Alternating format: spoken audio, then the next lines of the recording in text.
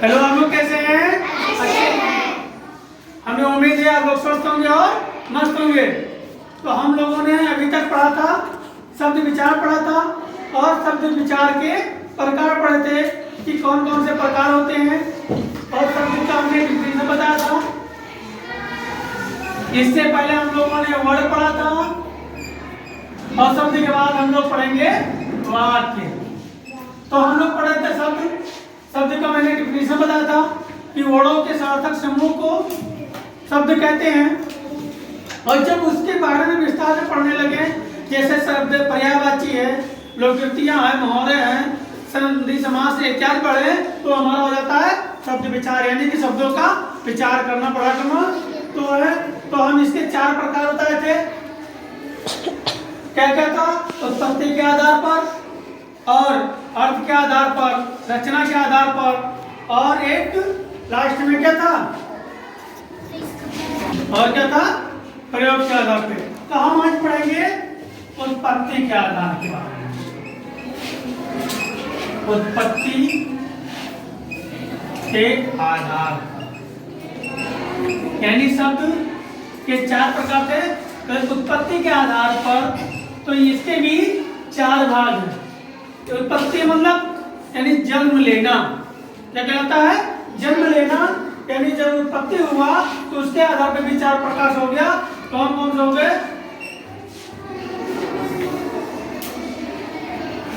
तत्सम, तद्भव, देशज, विदेशज,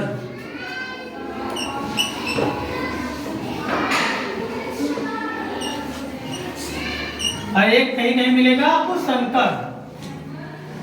तो ये उत्पत्ति के आधार पर कितने हैं? 4। तत्सम, तद्भव, देशज और विदेशज। अब ये क्या है?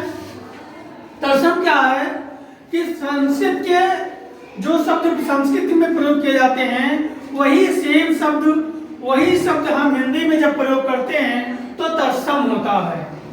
जैसे हम अम्र, दुग्ध और रात्रि, तो ये जो संस्कृत शब्द है इसको हम हिंदी में भी ऐसे के ऐसे प्रयोग कर देते हैं, तो वो हमारा होता है तत्सम।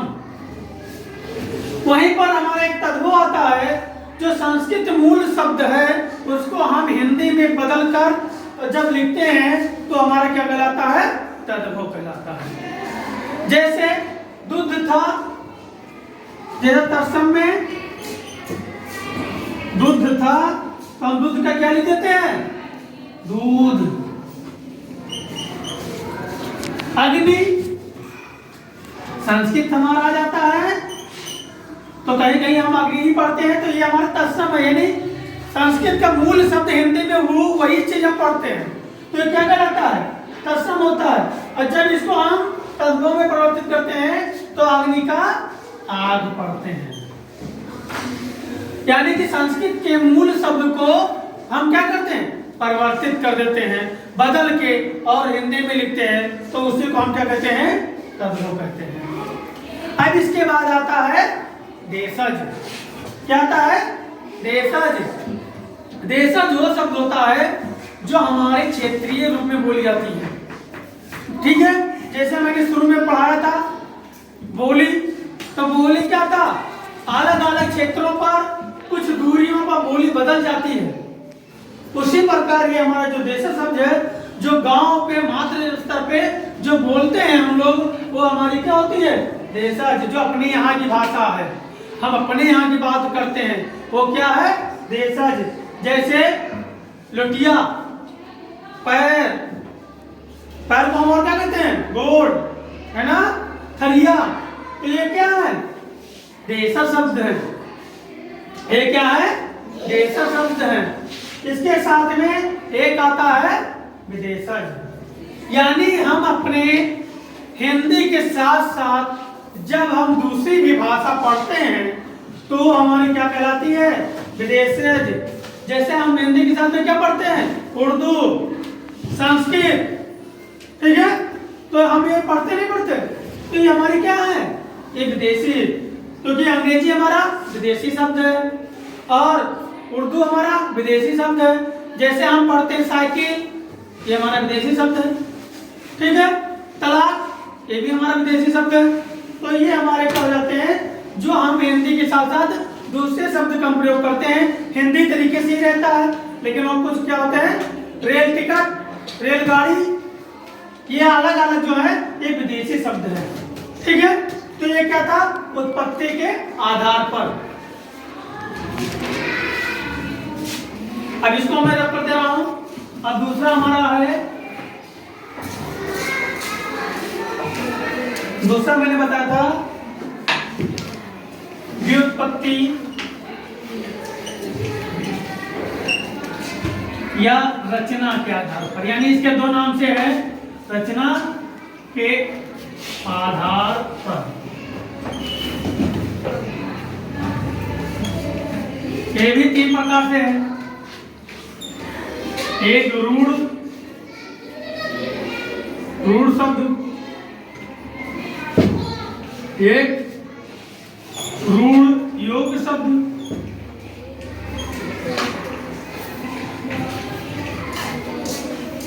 और तीसरा यौगिक शब्द।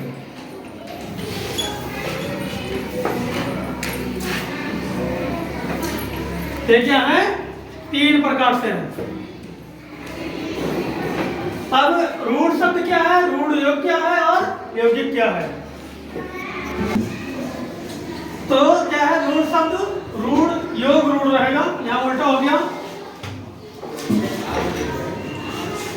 योग रूढ़ और यौगिक रूढ़। तो रूढ़ योग रूढ़ हम जानेंगे पहले क्या है। वे शब्द जिसके सार्थक खंड न किए जा सके, यानी कि कोई दूसरा अर्थ उसका तोड़ने पर कोई दूसरा शब्द न बने, ना दूसरा कोई अर्थ निकले, उसे हम क्या कहते हैं, रूढ़ योग कहते हैं, रूढ़ शब्द कहते हैं, ठीक है। क्योंकि अगर लिखा है कलम, तो कलम मतलब हमारा लिखने वाला कलम होता है, लेकिन अगर हम इसको तोड़ेंगे, यानी अगर हम का धम लम कर दें, अलग अलग कर दें, अलग अलग तोड़ दिया, तो ना इसका कोई अर्थ निकल रहा है ना इसका कोई अर्थ निकल रहा है, यानी सार्थक अर्थ कोई नहीं निकल रहा है। और जब इसी दोनों को जोड़ दिया तो कलम हो गया, कलम का एक सार्थक अर्थ हो गया लिखने वाला, पेन कलम, ठीक है। ऐसे दूसरा शब्द है दूध, ठीक है, पंछी, ये भी रूढ़ योग है कि इसके अगर हम सार्थक खंड करते भी हैं तो खंड नहीं होता है। इसके साथ आता है योग रूढ़ शब्द। तो रूढ़ शब्द के बाद क्या आता है, योग रूढ़। योग रूढ़ में दो योग मतलब जोड़ना, दो शब्द से मिलकर बना हो, लेकिन एक विशेष शब्द बताता हो। जैसे हमने उदाहरण दिया चिड़िया धन घर, तो इसका एक विशेष शब्द आ जाता है जू, यानी चिड़ियाघर, ठीक, यानी एक विशेष शब्द निश्चित हो गया योग रूढ़ में। दूसरा है चौपाया, चौपाया, चौपाया में क्या होता है, चौपाया मतलब चरपहिया, चरपहिया वाला चौपाया, एक निश्चित अर्थ उसका है। एक पंकज है, जो पर्यायवाची आप लोग पढ़ेंगे तो उसमें समझेंगे, ठीक है। इसके बाद हमारा क्या आता है, यौगिक शब्द। क्या आता है, यौगिक शब्द। तो ऐसे शब्द जिसके योग से बना हो लेकिन सार्थक खंड किए जा सके, वो क्या कहलाएंगे, यौगिक शब्द कहलाएंगे, ठीक है। जैसे पुस्तक, धन आलय, धन आलय इधर दिख नहीं रहा है,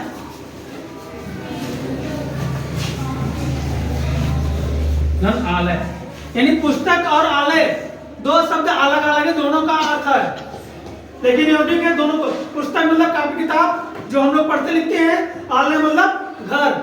तो दोनों को जब हम जोड़ते हैं तो एक नया अर्थ निकलता है। क्या निकलता है, पुस्तक अलग है तो पुस्तक का मतलब अलग हो गया, पुस्तक का अलग मतलब हो गया, आलय का अलग मतलब हो गया। लेकिन जब हम एक में जोड़ देते हैं तो पुस्तकालय, अब इसका क्या अर्थ बन गया, पुस्तक का घर, क्या अर्थ बन गया? पुस्तक का घर। ऐसे दूसरे हैं विद्यालय, दूसरा क्या आता है? विद्या धन आलय।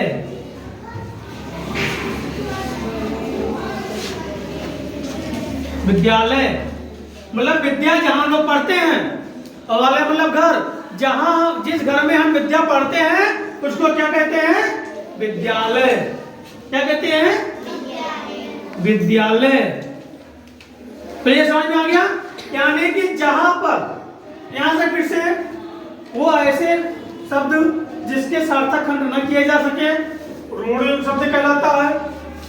ऐसे शब्द जो एक योग रूढ़ होते का योग होकर रूढ़ हो जाए और एक विशेष निश्चित अर्थ प्रकट करे, वो अर्थ बताए, वो हमारा योग रूढ़ शब्द होता है। योग होते हुए उससे एक सार्थक खंड किया जा सके वो हमारा योगी शब्द कहलाता है। तो ये हम आज पढ़े उत्पत्ति के आधार पर और व्युत्पत्ति के आधार पर। अब फिर आगे पढ़ेंगे दो प्रकार से और हैं, प्रयोग के आधार पर और अर्थ के आधार पर। अब इसको हम लोग कल पढ़ेंगे, ठीक है? तो इसको आप लोग लिख सकते हैं।